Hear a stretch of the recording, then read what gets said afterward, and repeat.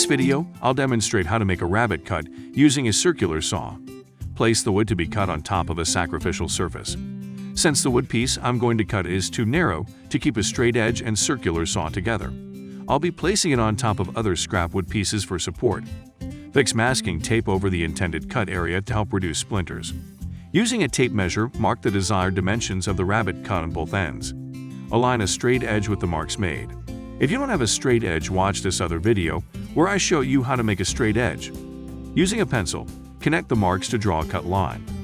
After ensuring the straight edge aligns with the cut line drawn, clamp the straight edge to the table using quick grip clamps. Next, take the circular saw and place it on the straight edge for cutting. Align the blade with the cut line. Once everything is set, turn on the saw and make the cut. Press the saw against the straight edge to cut properly. With that, the first cut is complete. Flip the wood so that the adjacent side is on top.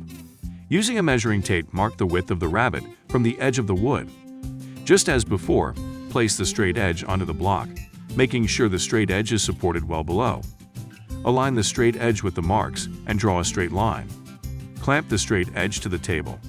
Set the blade depth to match that of the previous cut and align the blade with the cut line.